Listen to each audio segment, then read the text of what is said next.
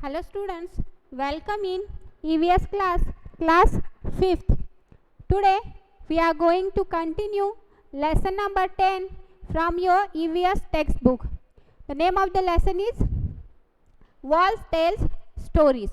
In previous video we have already studied about the fort and the map of the fort, that is Golconda Fort. Golconda Fort का हमने map देखा था, उसके बारे में बहुत सी जानकारी भी ली थी. In today's video we are going to discuss about the arrangement for water. जो पानी की व्यवस्था है इस फोर्ट के अंदर, उसके बारे में हम जानेंगे. Let us start from page number 94. The picture shown here is made after seeing a very old painting of those times. ये जो पिक्चर है यहाँ पे आपको दिख रहा है, बहुत पुराने टाइम का दिया गया है. उस पुराने टाइम की पेंटिंग यहाँ पे दी है. Can you think why bullocks have been use here? क्या आप सोचते हैं, क्या सोचते हैं आप इस बारे में? यहाँ पे जो बुलक्स, जो बैल है, वहाँ पे क्या यूज कर रहे हैं, किस काम के लिए यूज में आ रहे हैं? Use your hand movements to show in which direction the drum attached to the rod moves when the bullock moves. तो यहाँ पे हैंड मूवमेंट जो दिख रही है आपको, जो कि कौन से डायरेक्शन में है? ड्रम, जिससे ड्रम अटैच है, और वो रॉड से, ये जो है ड्रम से अटैच यहाँ पे आपको दिख रहा है एक रॉड, जो बुलक्स में अटैच है. जो रॉड ऐसे मूव होता है, तो जैसे मतलब जैसे जो बुलक्स है, यहाँ पे जो बुलक्स है वो मूव करते हैं, तो ये रॉड मूव करने लगता है. In which direction would the tooth will move? जो टूथ विल है वो किस डायरेक्शन में, ये जो टूथ विल है आपको दिख रहा होगा, ये किस डायरेक्शन में जाता है? तो ये आपको दिख रहा होगा, यहाँ से पोल भी हमें दिखाई दे रहा है. ये जो ड्रम है बुलक से अटैच है ना? इस तरीके से ये अरेंजमेंट की गई है. Look this pole shown under the ground joins with another. आपको देखना है यहाँ पे नीचे जो पोल्स है, जो कि क्ले पाइप से बने हुए हैं, which has a number of pots on it. आपको जानना है कि यहाँ पे अरेंजमेंट की गई है जो कि पानी के लिए यूज किए जाते हैं. और इस तरीके से ये जो क्ले पाइप है, मिट्टी से बने हुए पाइप से ये इस फोर्ट के अंदर पानी पहुंचाया जाता था. जो फाउंटेन है वहाँ पे भी फिर यहीं से पानी चढ़ाया जाता होगा. Now imagine how would this garland of pots lift water from the wells. तो आप सोचिए कि ये जो गार्लैंड ऑफ पॉट्स है वो कैसे पानी ऊपर लेके जाता होगा. तो हम बता सकते हैं bullocks move the drum. Bullocks क्या करते हैं? ड्रम को मूव करते हैं. Which in turn moves the tooth wheel. फिर क्या होता है? जो व्हील्स को ये ड्रम है मूव करता है. From this wheels garland wheel is connected through a rod. ये जो व्हील है ये कनेक्टेड रहता है रॉड से, जो कि बुलक्स के गले में हमने देखा है. So as the tooth wheel moves, जैसे ही ये टूथ व्हील मूव करते हैं, it rotates the garland wheel and thus water is lifted from the well. तो गार्लैंड व्हील से जैसे ये गार्लैंड व्हील रोटेट करने लगती है और पानी ऊपर की तरफ खींचने लगता है. ओके, इस तरीके से ये उनके अंदर पानी हमें दिखता है. Do you now get some idea about how the tanks could have been filled by lifting water from the wells? तो इससे आपको आइडिया आ रही होंगी कि जो टैंक है वो कैसे भरता होगा जो वेल से पानी ऊपर जाता है ना? Yes, हमें पता चल गया. The tanks could have been filled by lifting water from the wells using this technique. तो इसी तरीके से जो बाउडीज है, स्टेप वेल्स है, उनमें से पानी टैंक के अंदर जाता होंगे, लिफ्ट करते होंगे और टैंक्स फिलअप किए जाते होंगे। Where else have you seen such wheels attached to each other? For example, in the gear of cycle or somewhere else. क्या आपने ऐसे अटैच व्हील देखे हुए हैं जैसे कि गियर की साइकिल में है और या फिर कहीं और? Besides cycles, आंसर हम लिख सकते हैं besides cycle, साइकिल को छोड़ के I have seen such attached wheels in old mechanical watches, जो पुरानी वॉचेस है, क्लॉक्स, जो सीविंग मशीन है, मतलब सिलाई मशीन जो होती है, जनरेटर्स होते हैं, या फिर बहुत बड़ी बड़ी जो फैक्ट्रीज है उनमें हेवी मशीन्स यूज किए जाते हैं, तो ये भी ऐसे ही व्हील से बने हुए होते हैं। Look around and find out how water is pump up from the ground to higher places. तो आपको अभी आपके आजू बाजू में जैसे ही पानी पंप अप होता है, ऊपर की तरफ जाता है ग्राउंड से, तो ऐसी जगहें देखनी है। This days water is pump up using boring machines. हमने देखा है कि बोरिंग में भी जो बोर्स होती है उसमें भी, विंड मिल्स, पवन चक्की में भी, somewhere specially in villages traditional methods like using bullocks are also use. पुराने मेथड से भी आज भी गाँव में ऐसे ही पानी भरा जाता है। How is water pump up using electricity? How is water lifted without electricity? तो वाटर इलेक्ट्रिसिटी से कैसे जाता है और विदाउट इलेक्ट्रिसिटी से कैसे जाता होगा? The electric machines absorbs underground water through the tubewells and pumps in it up. Tubewell से पानी इलेक्ट्रिसिटी की हेल्प से ऊपर की तरफ जाता है। द इलेक्ट्रिसिटी मशीन्स इस तरीके से यूज किए जाते हैं। Without electricity water can be lifted using buckets and ropes, windmill and also using bullocks। तो बिना इलेक्ट्रिसिटी से कैसे? बकेट से या बकेट एंड रोप से, मतलब रस्सी और बकेट से, बाल्टी से, या फिर विंड मिल से, इस तरीके से, या फिर बुलक्स की हेल्प से वो यूज किए जाते हैं और पानी पंप किया जाता है। व्हाट अ सैड साइट, कितनी बुरी जगह है। Talking, whistling and listening to our own echo, we were walking through these मेहराब्स।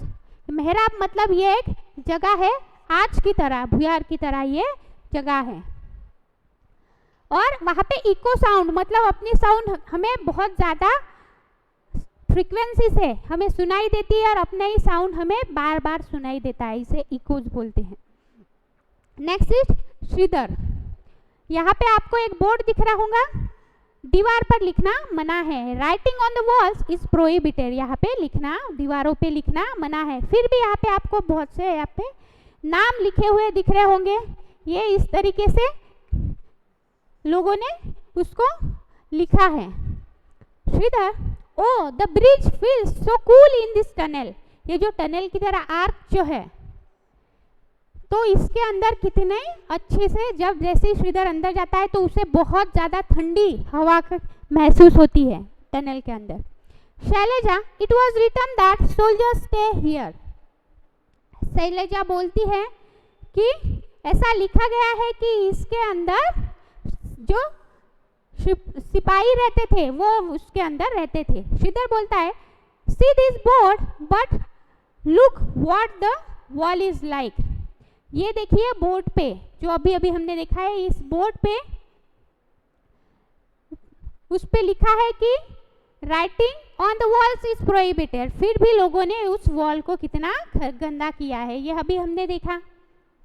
Selja, O think how this wall has been thousands of years go by. It has seen kings and queens, horses and elephants, war and peace. But we have spoiled it in just a few years. देखिए कि सोच के देखिए कि हजारों साल से यहाँ पे बहुत सारे राजा और रानियों के चित्र बनाए गए थे, हॉर्सेस या फिर एलिफेंट मतलब हाथी घोड़ों के थे, या फिर वॉर और पीस के, शांति या फिर युद्ध के मूवमेंट्स इस दीवारों ने देखे हैं, फील की है। पर अभी हम लोगों ने ये कितना स्पॉइल किया है, कुछ सालों में ही कितना खराब किया गया है। कल्याणी बोलती हैं, I don't understand What kind of fun do people get in writing their names all over the place like this? मुझे तो कल्याणी बोलती है मुझे समझ में ही नहीं आता कि लोगों को क्या मज़ा आता होंगे ऐसे जगह पे नाम लिख के और ऐसे जगह खराब करके. Now close your eyes and go back in times. आपको क्या करना है, आंखें बंद करके पुराने ज़माने के टाइम पे जाना है. Imagine that you are in those days when there was a busy town inside Golconda. आपको याद करना है पुराने दिनों को और एक टाउन के बारे में सोचना है गोलकोंडा के अंदर के. Think about the questions given below and discuss in class. You could even put up a play.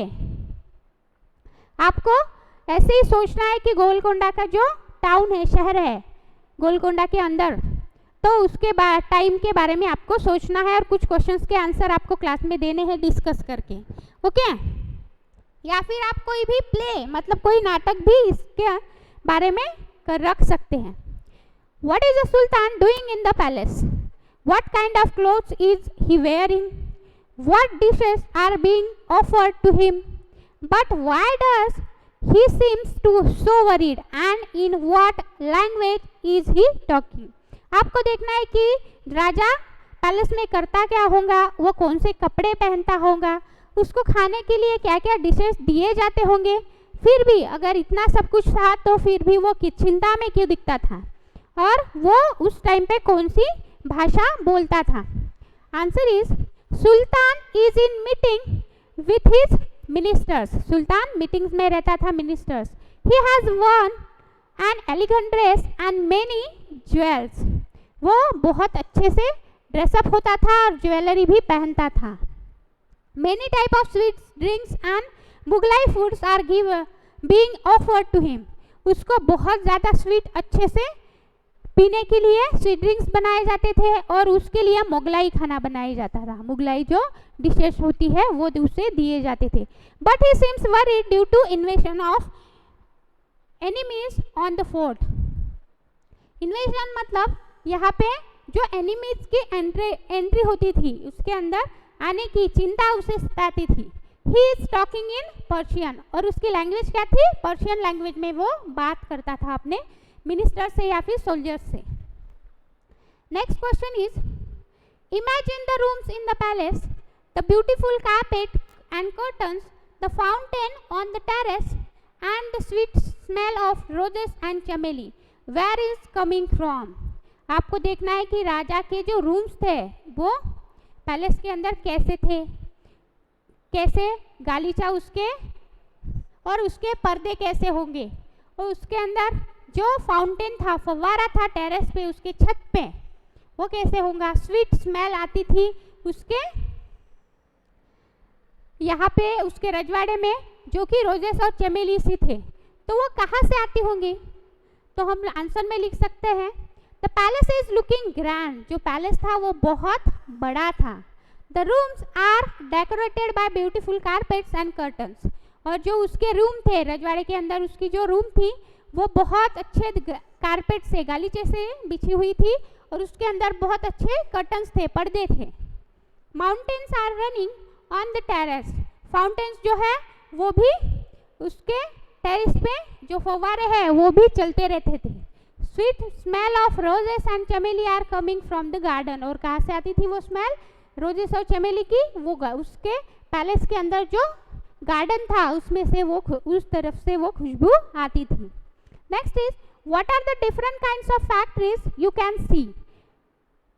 How many people are working there, what are they doing, what are they wearing, how long do you think they work. तो आपने अलग अलग factories, कारखाने देखे होंगे, वहाँ पे कितने सारे लोग काम करते होंगे, क्या करते होंगे वो, और वो क्या पहनते होंगे और वो कितने टाइम के लिए काम करते होंगे. तो आंसर हम लिख सकते हैं I can see the factories of clothes, utensils, idols, decorative goods and arms. किसकी चीज़ की फैक्ट्रीज थी वहाँ पे, कपड़ों की थी, बर्तनों की थी, जो हाउस होल्ड या फिर अच्छी चीज़ों की थी, जो डेकोरेटिव गुड्स है घर सजाने के लिए उसकी, या फिर आर्म्स की. On an average 20 people and working there. वहाँ पे लगभग 20 लोग काम करते थे। They are preparing the goods and have worn tight clothes. वो अच्छे से नई नई चीज़ें बनाते थे और जो टाइट कपड़े पहनते थे। I think they would work early morning to late in the evening. वो बहुत सुबह से काम करते थे और शाम तक वो बहुत काम करते थे कंटिन्यूसली, ऐसा हमारा सोचना है। Look there, see finally those craftsman are carving the stones using a chisel and hammers. आपको देखना है कि जो क्राफ्टमैन्स हैं वो कार्विंग करते थे स्टोन्स पे, मतलब छन्नी और हथौड़ों से वो चिजल और हैमर से काम करते थे। Can you see the stone dust in the air? क्या आपने डस्ट देखी? अब ये चिजल और हैमर से काम करते थे जो क्राफ्टमैन थे, तो डस्ट तो एयर में फैलती होंगी। Do you think this stone dust would harm them in same way? क्या आपको लगता है कि इन क्राफ्टमैन्स को भी स्टोन की जो डस्ट है वो हार्म करती होंगी? हाँ, ऑब्वियसली उनको ये हार्म करती होंगी, लेकिन वो इतने यूजुअल हो गए थे, तो आंसर हम लिख सकते हैं no. This stone dust would not be causing any harm to them as they have wrap a cloth around their nose and mouth. Generally ऐसा होता है कि डस्ट परेशान करती है एयर में होने की वजह से, लेकिन ये जो क्राफ्टमैन थे वहाँ के फोर्ट में काम करने वाले, वो क्या करते थे? अपने नोज और माउथ के अराउंड क्या करते थे? जो क्लॉथ है वो रैप कर लेते थे, तो इसकी वजह से उन्हें कोई तकलीफ नहीं पहुंचती थी। Next topic is going to the museum. Museum के अंदर जाना। After seeing Golconda the children also went to a museum in Hyderabad. Golconda को फोर्ट देखने के बाद बच्चे कहाँ पे गए? हैदराबाद के म्यूजियम में गए। Many old items are kept there. बहुत सारी पुरानी चीज़ें, यहाँ पे आपको फिगर में दिख रही होंगी कि ये बहुत सारी अलग अलग चीज़ें आपको दिख रही होंगी। ये चीज़ें, पुरानी चीज़ें जो है वो मॉन्यूमेंट्स के अंदर रखी गई थी और ये एक म्यूजियम था। Many old items are kept there. Many things were found when the place around Golconda was dug, like pots, jewelry and swords. जब गोलकोंडा को डग किया था, उस फोर्ट को, जैसे ही ये खुदाई काम किया गया था, तो उस टाइम पे उन्हें क्या मिले थे? पॉट्स मिले थे, वहाँ पे ऑर्नामेंट्स मिले थे, ज्वेलरी मिली थी, या फिर स्वर्ड्स मिले थे, भाले मिले थे उनको।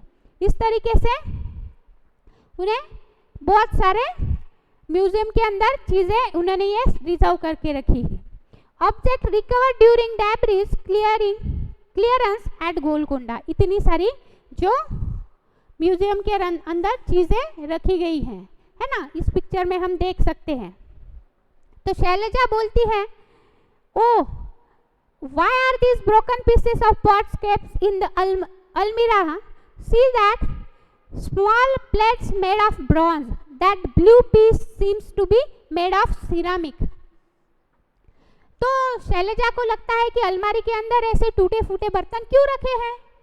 तो जो छोटी ब्रॉन्ज की, पीतल की एक प्लेट भी रखी है, ब्लू पीस से बना हुआ, एक सिरामिक से बना हुआ एक ब्लू पीस भी उसमें रखा गया है। तो ये सब क्यों रखा? दीदी बताती हैं, it is through all these things that we come to know how people of those time live, what they use and what things they made। तो इन चीज़ों से ही हमें क्या पता चलता है कि ये जो लोग हैं उस टाइम पे कैसे रहते थे और किस तरीके से बनाए हुए चीज़ों की यूज वो करते थे। If all these would not have been kept here, how would you know so much about those times? अगर ये चीज़ें वहाँ पे नहीं रखी जाती थी तो हमें कैसे पता चलता था कि उस टाइम पे ये लोग क्या चीज़ें, कैसी चीज़ें यूज करते हैं। यहाँ पे क्वेश्चन दिया है, what kind of pots have seen around you? आपके आसपास कौन कौन से पॉट्स बनाए गए?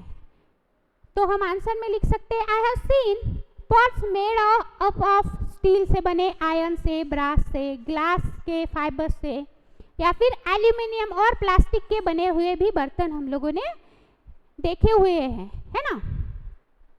Next is try to find out from your grand parents about the other kind of pots and pans they use in their time. आपको आपके जो ग्रैंड पेरेंट्स है, दादा दादी है, उनसे पूछना है कि वो उनके टाइम पे कौन से पैन और बर्तन यूज करते होंगे।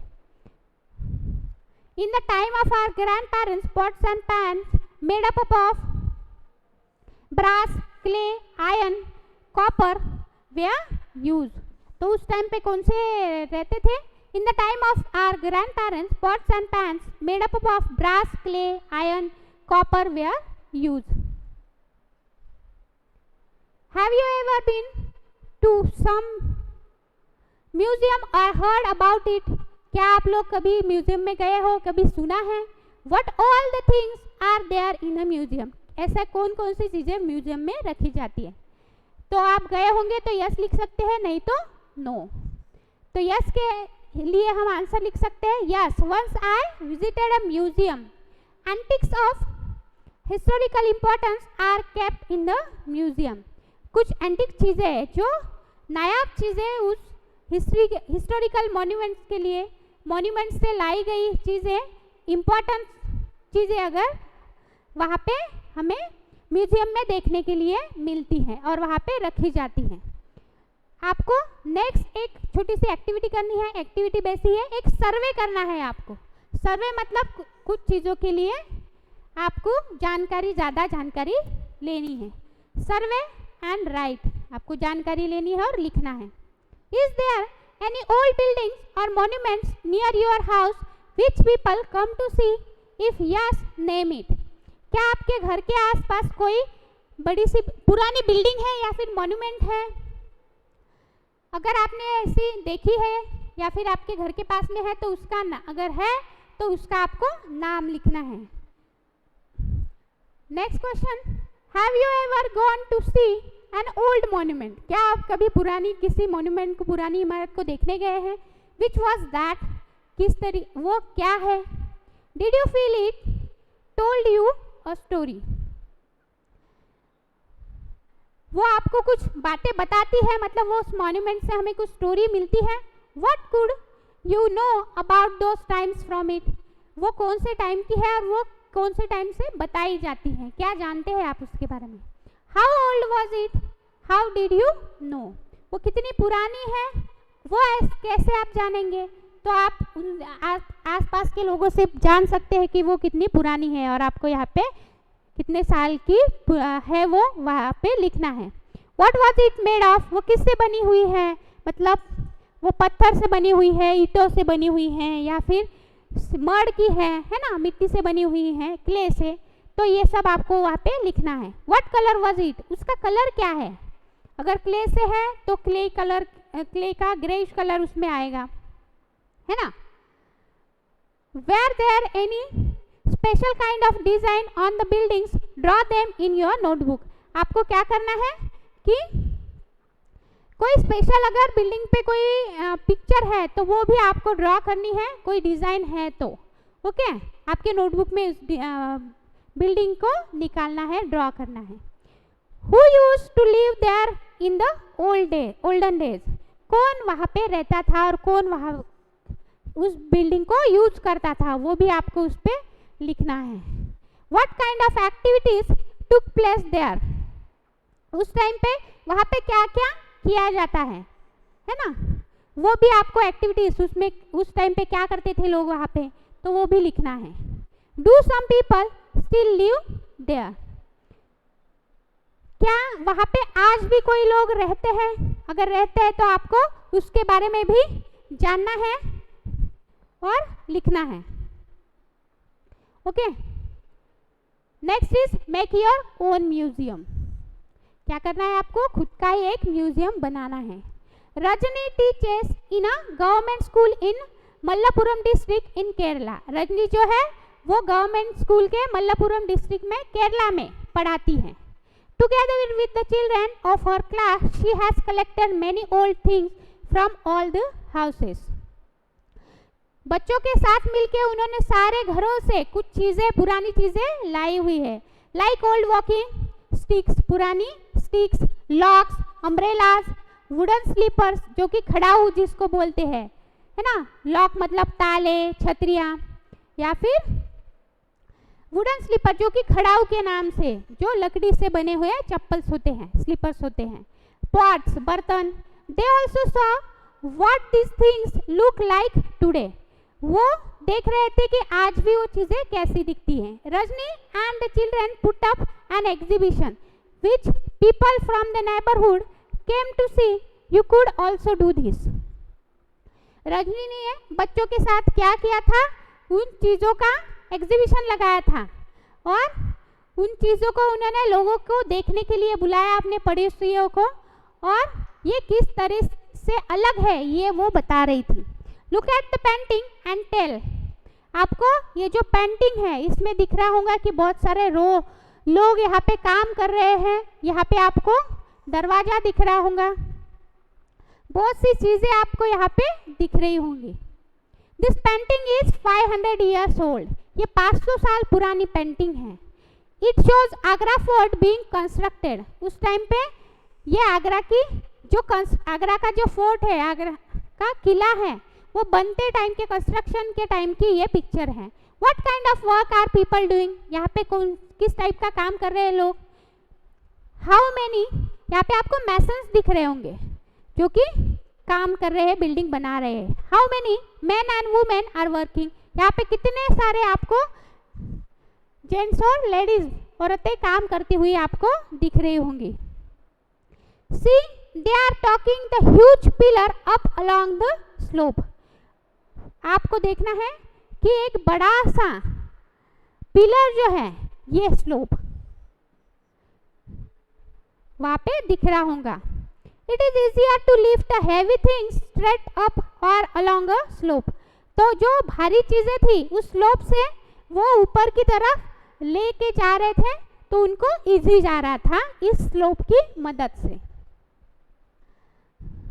जो भारी चीजें हैं वो लेके जा रहे थे और उस स्लोप का यूज कर रहे थे, स्ट्रेट अप उन्हें इजीली ले जाते आ रहा था। Were you able to see the man carrying water in a mashak, मशक मतलब लेदर बैग, ओके। तो आपको एक मैन मशक लेते हुए जा रहा, पानी ले जाते हुए दिख रहा होगा, तो उस मशक का मतलब होता है लेदर बैग, एक लेदर की बैग में पानी ले जाते हुए लोग दिख रहे होंगे। यहाँ पे कुछ क्वेश्चन दिए हैं जो कि आपको डिस्कस करके लिखने हैं। Sangeeta think it is useless to keep old things in a museum, Sangeeta को लगता है कि पुरानी चीजें म्यूजियम में रखना बिल्कुल फालतू बात है। How would you convince her that it is important to have a museum, आप उसको कैसे कन्विंस करेंगे, तो आपको क्या करना होगा, म्यूजियम के बारे में, उसके म्यूजियम के इम्पोर्टेंस बताने होंगे। जैसे कि हम जो हिस्टोरिकल मॉन्यूमेंट्स हैं उनके बारे में जानकारी ले सकते हैं, उस टाइम पे जो लोग थे, है ना, how people are living, how they are working, वो काम कैसे करते थे, उसके बारे में हम इस म्यूजियम के बारे में जो रखी हुई चीज़ें हैं उसके मदद से हम लोग बता सकते हैं, है ना। जो भी पुरानी पास की चीज़ें हैं, हमारे जो फोर फादर है उनके बारे में हम जान सकते हैं और उनके टाइम के बारे में हम म्यूजियम से जान सकते हैं।